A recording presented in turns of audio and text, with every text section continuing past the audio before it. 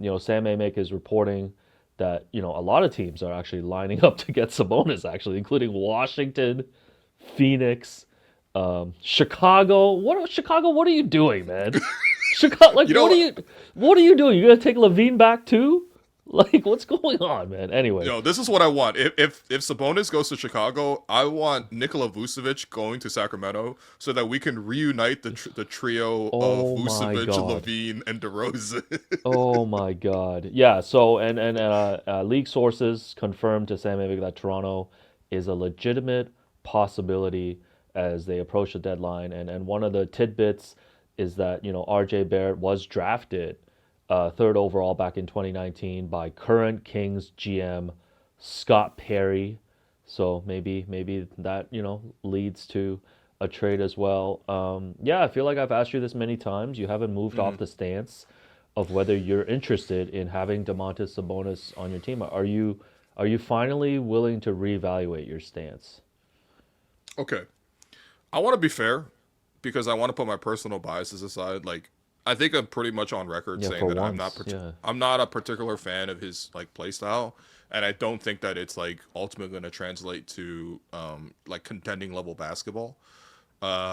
And even aesthetically, I'm just not a fan of watching like 50 dribble handoffs. It's like probably one of my least favorite plays to watch in the NBA. I'm sure it's very effective, but unless it's Jokic handing it off to Jamal Murray, I'm not a big fan of it. But I'm gonna put that aside because this is not about me; it's about the Raptors, right? So I looked at it a lot last night, basically, especially with the rumors coming out. And by the way, like this is now Marc Stein saying it, Jake Fischer saying it, Yeah. Sports and Illustrated saying it, Bleacher Report is saying it. I Yeah. mean, I'm sure those people are aggregating, but like, especially Sam Amick, this guy is like a huge deal in Sacramento. Like, he is super plugged in particular there. So I'm sure for Sacramento, they're trying to drum up a trade interest for Domantas Sabonis, so it doesn't hurt to sort of leak this. But again, I take it with an extra bit of weight when it comes from Sam Amick, especially news from Sacramento. I mean, he's just like one of the best reporters in the game, period. But like, Yeah. Media especially when it comes to draft. Sacramento. Yeah. So okay. Anyway, so bonus on the Raptors. I got a list of pros, I got a list of cons, and then we can look at why would the Kings want to move him and some other concerns and beyond that, maybe financials. So the pros for getting Domantas Sabonis on the Raptors. Number one, and this cannot be said enough, we have a center again. Okay, Mm.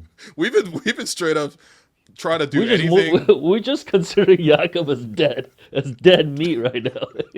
I mean, this man has played one game in the last 20, I believe. So, this um, guy this guy wore 19 because he's recreating Kawhi's 2019 regular season. I think he's wearing 19 because that's how many games he's played so far on the season. But God, so we have a starting center again, which is just huge. Okay, like that is like by far the biggest pro of this getting is so Domantas sad though. Sabonis. We just extended our starting center for how Yeah, many well, years? You just said. I know Bobby's like, dog. I've been very unlucky. It is what it is. Oh my Number God. two, it supercharges an already pretty good transition game for the Raptors. Sabonis, one of the best things he does is he Hmm. rebounds really well in the defensive glass, and then Yeah. he pushes the pace, and he's very good at leading the break as a center. And that the Raptors are already a pretty good transition team, quite frankly, but I think it'll improve it even more. He replaces, especially if RJ goes out in this deal, because I'm assuming the framework is based around Jakoob and RJ for Sabonis, and maybe there's other fringe parts that comes into this, but that's largely the deal. It kind of replaces a lot of RJ's interior impact in terms of scoring in the paint because Sabonis is a very good pick and roll guy. He's able to, especially using his shoulders, create space. He's very, very physical around the basket. And even though he's a little undersized on that front, he certainly scores quite well, and he's able to play through size, which does replicate a little bit of what RJ does. Although RJ obviously is attacking closeouts and scoring from the wing, it creates more space for IQ and Brandon Ingram and probably even Jamal Shed. Although Jamal's not looking to score like that, but the biggest thing with Sabonis is that he's a great screener. He's going to play a lot of dribble handoffs, like I've already alluded to, and that really benefits and creates space for guys like IQ, who we've already seen this season how much he's missed Jakob in terms of that sort of partnership. You're basically an even better partner in Sabonis to sort of play through. So this would certainly help, I think, IQ create more space and maybe get back to actually playing pick and rolls because they don't really do that much with IQ at the moment. I can imagine a similar thing with Brandon Ingram as well. But basically, both of these guys are getting more space to attack, at least at the initial point of attack. I think it probably improves your rebounding and screening overall. Again, you're playing bigger. You got a premium center, and there's Sabonis led the league in rebounding for 3 straight years, so there's a factor of that. And then I think the last pro is really just like you escape Jakob's contract, which again like shouldn't. It's a problem of your own design, but that is undeniably a plus in this scenario. Out of all these pros I've said to you, is anything standing out? Is there one that's like, you know, okay, I like that, or this is exciting you as a fan? I guess if you could talk me into the fact that Sabonis can actually like supercharge this offense and kind of take it to a next level. And I guess we're assuming that, Jakob is just dead. Like we're not I getting mean, a version of Jakob back. Then yeah, sure. I mean, I think I've always been a bit higher on Sabonis than you. Like I mhm. think clearly he's not a perfect player, but it's like you're not gonna go in the trade market and get someone like that. And there's a reason why he's available in that way. If they're not moving forward with RJ, I guess that's another thing, right? Like it is time to make a move and see what you can get. So, yeah, sure, sure. Let's get Domantas Sabonis. Let's do it. Well, hold on. I haven't told you about the cons yet. Okay, okay. You didn't mention he gets in the bonus a lot, yeah, by the way. Yeah. Oh yeah, that's right. That's right. That's Deep Frank cut. Vogel's. Oh, that's not Yeah. Frank Vogel. That was Commons verse for Sabonis Yeah, at Frank the All Vogel Star was game. a mogul. Yeah. And Sabonis will put you in the bonus. Damn, I guess we've had Sabonis lore for a while now No one, on this no show. one, no one deserves to be called mogul less than Frank Vogel. I'm sorry. That man, that man is middle management. Okay, Yo, he's no. nothing says mogul about that dude. He's Okay, Jonathan cons. Mogul. Give me the Okay, con. cons. Give me the con canipples. Yeah. Okay, so number one, Sabonis is a very poor rim protector. Okay, Yeah, we I can know acknowledge this. that he's Yeah. actually a pretty mobile center. He's not bad in terms of like playing higher up the floor, kind of blitzing. Even showing at the level of the screen. But if you're talking about protecting the basket, especially fundamentally as a center, he's not good at it. Part of it is because he's got shorter arms. He's got like a 6'10" wingspan. To put that in perspective, Mamu has a 7'1" wingspan. So this guy's like literally has, you know what I mean? It's like especially at the center position, he's not really protecting much at the basket. The last 3 years, basically on average, he's allowed 65% shooting at the rim. The Raptors actually, despite the Raptors being a really good defense so far on the season, they're also not good at protecting the rim.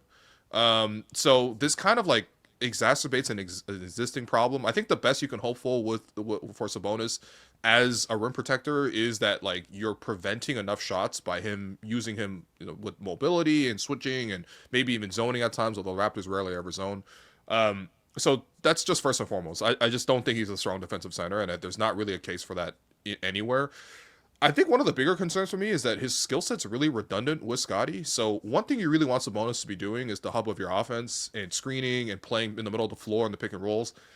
That's the space that Scotty thrives in, right? And I'm not imagining like the defense getting bent too much if Scotty and Sabonis playing pick and roll. It'll be similar to like how Scotty and Jakob play pick and roll. They do a lot of nice interior passing, and that's always nice. But ultimately speaking, there's just not a lot of space, and it really invites the defense to switch and kind of drop back on a lot of this stuff.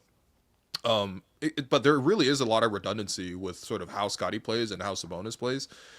It kind of blocks Colin Murray-Boyles' minutes. Now, this year is probably not much of a concern, considering I think that like he is overextended as a starter. It's fun to watch him as a starter, but realistically, especially in a playoff context, I think he should come off the bench.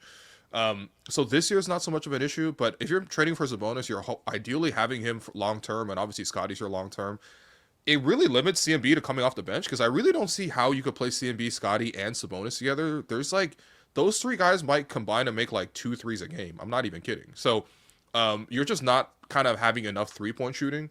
Obviously, the spacing overall is going to be limited, and spacing could be a lot of things, right? Spacing could be, how much room there is to drive. Spacing could be how much room there is to dribble at the top of the floor. I think Sabonis creates like spacing around him in terms of with his screening, but ultimately, the paint is going to be clogged on a lot of possessions, especially when you have a Sabonis Scotty front court, right? I know Sabonis has been shooting a couple more threes lately, but if you watch the table of the threes, they're basically the JV summer threes. So like he's got to be wide open. A guy's daring him to shoot, and he shoots those.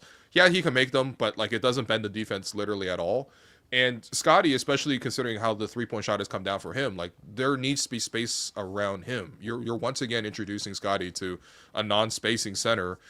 Um, and then I just don't think that like this move puts the Raptors over the top in any context. Like I still don't think that with this trade that puts them better than like the Boston Celtics, for example. Detroit Pistons. I mean, you definitely need some physicality to go up against that front court. I don't know if this puts you above Detroit though.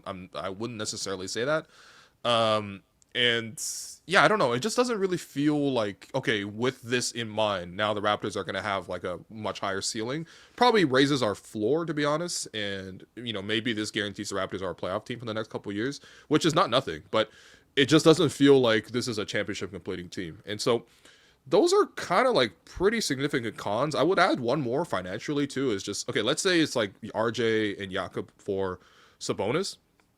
This year, I think you could probably do enough to escape the luxury tax, but just with Sabonis, IQ, Scotty, Ingram, and the other sort of players under contract at the moment, the Raptors would already be over the luxury tax next year, and that's not even factoring re-signing Mamu and adding a first-round pick, which will probably be like I don't know 5 million or something.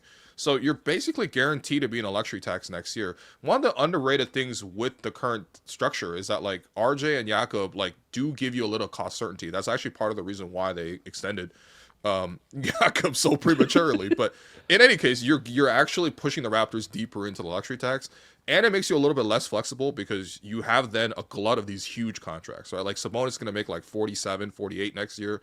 Scotty making 40, Brandon making 40, IQ making 32. Like you don't have like the mid-tier trade pieces that you can sort of like piece around. And so you're basically forcing yourself to move off of one of the bigger pieces down the line as well. So I think like it actually makes the Raptors a little bit less financially fluid, and there is definitely a case for improvement. I think obviously you put Sabonis on the roster this year in place of RJ and Jakoob. Despite all the cons, I would say the Raptors are slightly better, but I don't know, man. Is it better by enough? And again, like you probably are also losing a first round pick at minimum, if not two, in this transaction. So I don't know. I mean, after saying all this, like, are you a yes? Are you a no? Or are you like a maybe? Like, where are you at with this? Yeah, I'm like whatever. No, I think the point He about is kind of just whatever. Like, I'm not gonna lie to no, you. Like, it is I kind of whatever. I mean like there's no move like that's gonna put the Raptors over the top, right? Like there's no exciting move. Like a lot of that's just gonna have to come like internally. Like it Mm, has to be, the guys getting better, whether it's IQ, whether it's CMB in like year two, year three, whatever it is. And it's like the worst thing, whether they move ahead and gets a bonus or in a scenario where they extend RJ over the summer, like, regardless, there's gonna be a lot of like there's not a lot of financial flexibility there. And my biggest concern with this team, I feel like they're already heading there long term. Like if they don't improve and have that high ceiling, it's like, yo, we're gonna become a version of like the Bulls. Like we're gonna become a version of like the Kings. Like maybe not that bad, but it's like you are locked in to a particular team, and you might be locking yourself into a team that can win 45 games every year. But mm, then like, what's the actual like payoff for that? Like is yeah. this a team that can just get to the playoffs every year, be top six, and like win a round or win two rounds? And regardless of how people want to look at Toronto as an organization, like it's been how many years since they won the championship, I would like Mm, to think, the front office always talks in terms of just like the highest goals, right? Like this is not, this is even with Masai gone, like I don't think Bobby's interested in building a team that's just going to mm. hit a particular ceiling. So I don't know. It's tough because there's really no way for them to get out of this financial situation right now. Like even with one trade or two trades, like you're just taking on another contract, right? Yeah. I mean, again, like for me personally, I would wait for another star to become available. I know Sabonis is like very good, and for a lot of teams, they could be really good. Actually, one point I didn't even bring up was Sabonis, because again, I really looked into this very deeply. But so Sabonis obviously had like some All Star seasons, right? And he was like averaging close to a triple double. One year he led the league in triple doubles, or no, he was second in the league in triple doubles, probably behind Jokic. But basically, like he was like 20 points, like 12 rebounds, 8 assists type of guy. Like that's really good, especially considering he was really efficient as well with those things. The thing is, if you're gonna if you're gonna get full value and out of Sabonis, and again, like he's literally making the max. So like we're talking about full value is like next year he's making 45, and the year after he's making 48. If you want to get $48 million of value out of Domantas Sabonis, you have to give him a touch every single time you come down the floor, because that's how he became very effective.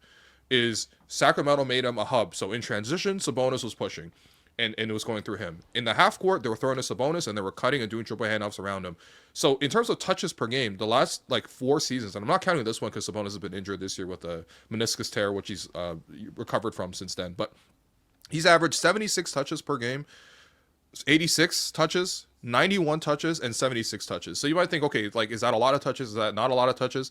For comparison, the last 2 seasons, Jakoob Poeltl's averaged 57 touches and 37 this year. So you are now changing your offense fundamentally, because you're at least, like, like, they don't really play through Jakoob, and Jakoob, to be fair, doesn't have that much playmaking ability, and certainly Sabonis is better at it. But you are basically shifting like you got to give like 50 more touches per game to Sabonis. Now you might say, okay, well, maybe you subtract RJ's total from that as well. That's fine. I guess that the fifth option, whoever enters the starting lineup, probably Jacoby. I mean, that doesn't really feel like that great, to be honest. But like, if you put Jacoby in the starting lineup, maybe he touches the ball like 20 times per game, like some like Lou Dort on the OKC Thunder type of offensive usage, or maybe PJ Tucker standing in the corner type. But like, you know what I mean? Like, in order to actually maximize Sabonis, you have to give him like 90 touches a game. And I just don't really see that there being a budget for that. I would understand if the Raptors were like not a pass heavy team and you bring in Sabonis and it changes your style of play. The Raptors already play that style. That's probably why he would fit really nicely in the Darko system. And I know that would happen. But again, you would need to like sacrifice a lot of touches from the rest of your team. And you're fundamentally changing sort of like how you're playing. So I don't know, man. Yeah, to be Maybe it's good. continued, I you don't know. know? Maybe it's bad. But To be continued. I'm sure we're going to talk about this more in the next 2 weeks.